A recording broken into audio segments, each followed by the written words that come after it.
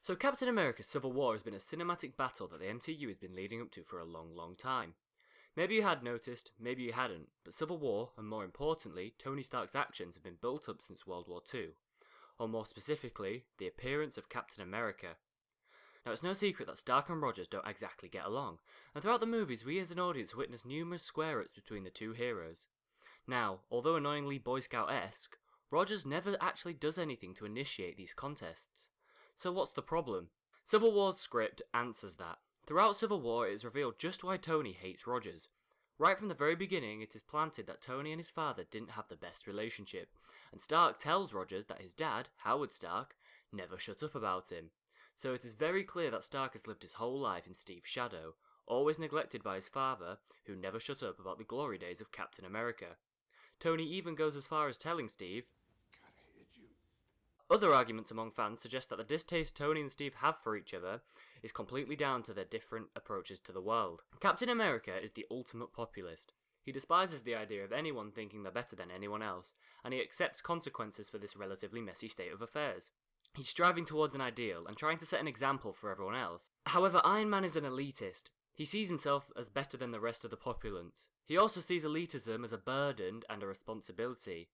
He's stepped above the rest of the planet, so now it's his job to do what's best for them. But we believe differently. We believe Stark hates Rogers because he wants to be praised and noticed like Captain America, yet the rest of the world, just like his own father, will always love Rogers more.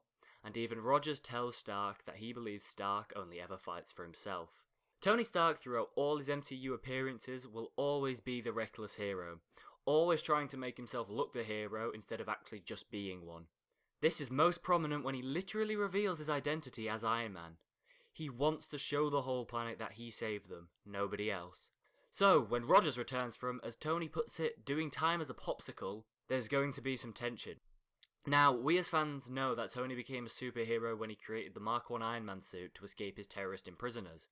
But there's small snippets of evidence that Stark was planning something much more on the nose about becoming the hero Captain America was, long before he ever got captured by the Ten Rings.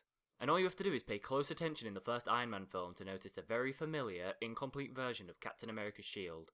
The same shield is shown again more clearly in Iron Man 2 when it's picked up by Agent Coulson. And we know as an audience that Captain America goes into the ice with his one-of-a-kind shield. So what would it be doing in Tony Stark's workshop? Answer? A young Tony Stark, who could never make his father proud like he was of Captain America, and always neglected him as he grew up, was attempting to become the new Captain America. And even though we know better, he must hate Rogers for, as he puts it, Everything special about you came out of a bottle.